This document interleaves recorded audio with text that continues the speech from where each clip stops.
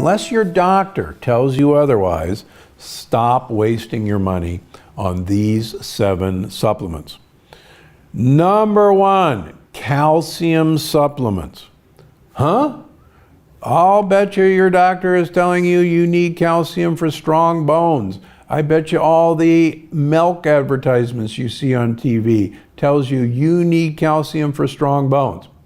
While it's true, calcium is a part of the makeup of bone structure, there is no evidence that a calcium supplement will actually have any benefit in actually making the calcium go to your bones. In fact, there's some evidence that calcium supplements will deposit calcium in your blood vessels where you don't want it. So you get plenty of bioavailable calcium in the foods you eat, particularly in vegetables, in dark leafy greens.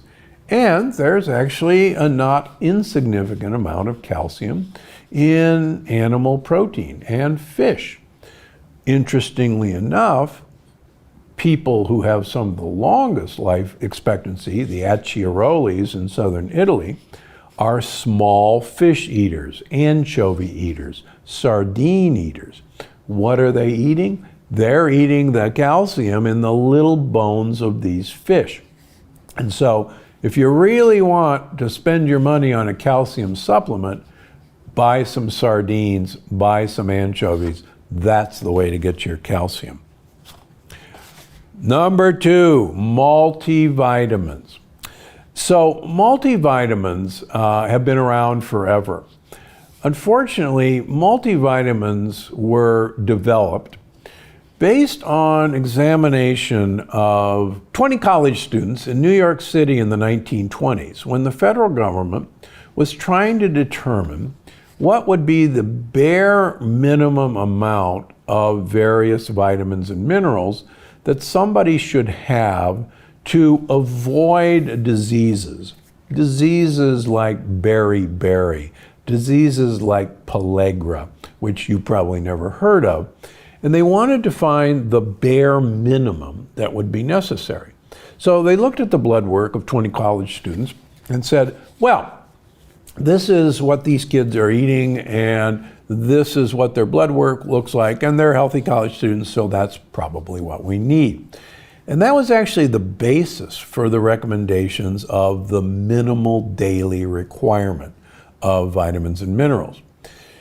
Now, the minimum daily requirement, unfortunately, has nothing to do with the amount you need for good health. That's totally different. I'll give you an example. The minimum daily requirement for vitamin D is about 400 international units a day. And yet, the University of California, San Diego, research shows that the minimum daily requirement for prevention of cancer is 9,600 international units of vitamin D3 daily. And that's nowhere near 400 international units. Recently, there's been a very good paper showing the higher your vitamin D level is in your brain, the better your neurons work.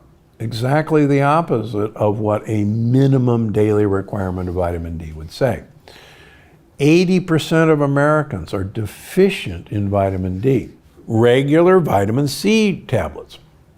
Now, vitamin C is essential. Let's make no mistake about it.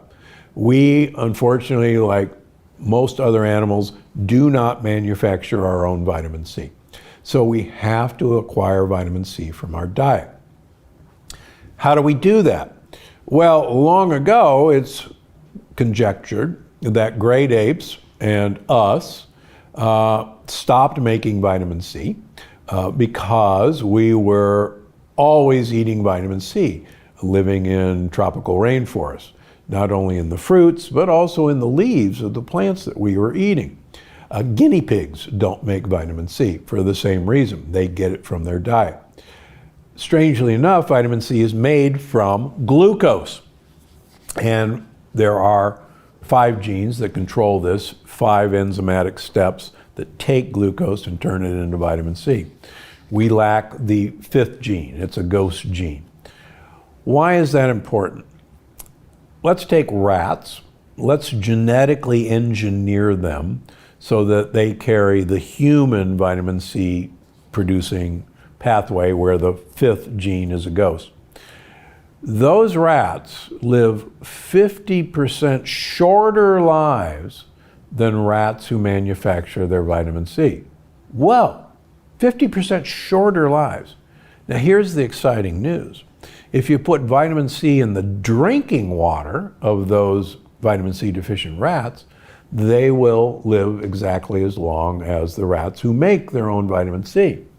So what does that tell you? We really have to have a continuous source of vitamin C in our diets.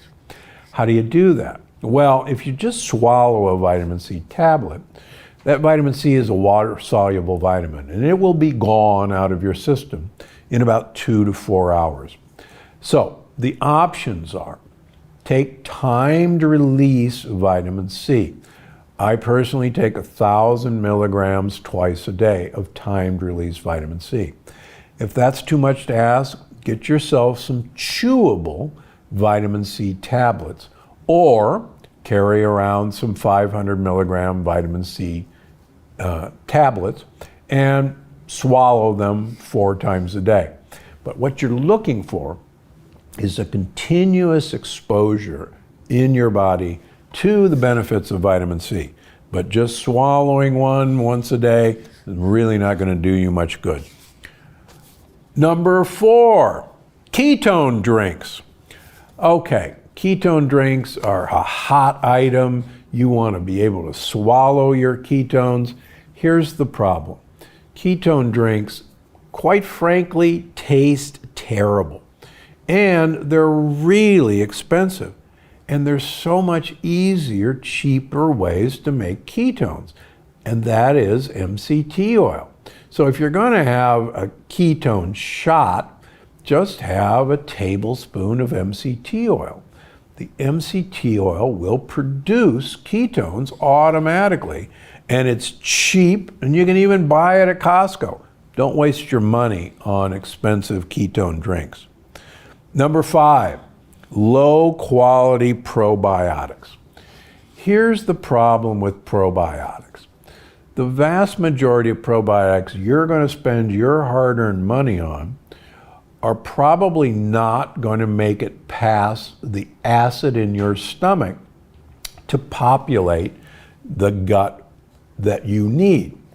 So if you're going to get probiotics, look for either spore-forming probiotics that will resist gastric digestion, or look for probiotics that are enteric coated, that resist gastric acid and will dissolve once the probiotics get to their destination in your intestines. So gotta know the delivery device. Now, the other thing that's important to realize about probiotics is that almost all of these probiotics are not native to our gut. And they will go on vacation in our gut if they can get to your gut, but they'll leave after a couple weeks. So probiotics are something that should be a part of a continuous maintenance program for your gut. The vast majority, though, of probiotics don't have these characteristics. Don't waste your money. Number 6, vitamin E. Vitamin E, most vitamin E that you're going to buy, either in a multiple vitamin or separately, is actually the wrong form, the wrong isomer of vitamin E. And you should realize that vitamin E is actually 2 different classifications of vitamin E. There are tocotrienols and tocopherols. And there are only certain ones of the tocopherol family and the tocotrienol family that are any good. And if you take one with a broad spectrum vitamin E, the benefits of some will cancel out the benefits of the other. So don't waste your money on vitamin E supplements. Number 7, iron. As many of you know who have read and followed me, iron is one of those compounds that ages us. We rust from iron. And studies show that people who donate blood actually live 7 years longer than people who don't donate blood. And women live 7 years longer than men, partially because, as you know, you donate blood once a month for a good half of your life, whereas men don't donate blood every month for half of our lives. Yes, occasionally you can be iron deficient, and you should have your iron level checked periodically.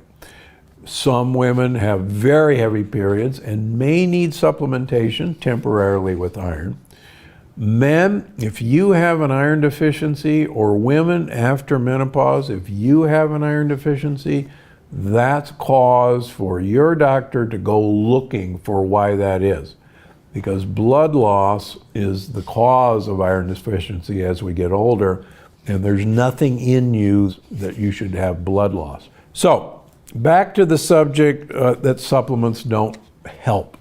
Recently, you may have seen a big study in JAMA that these sorts of supplements don't help and that they're all a waste of money. With what I started with, remember, these are studies looking at the USDA recommended dosages of supplements. And quite frankly, it's no wonder that they couldn't find that these supplements help, because the dose was much too small. So anytime you see these studies, don't throw supplements under the bus. Always look with a critical eye as to what the dose of these supplements they were studying. And it's how much you take of a particular supplement that's really the key. Supplements are great for you as long as you know what the dose you really need to have an effective. I think you're going to love this one. Most of the blue zones, one of the things that I talk about, most of the blue zones eat only about 10% of their calories as protein.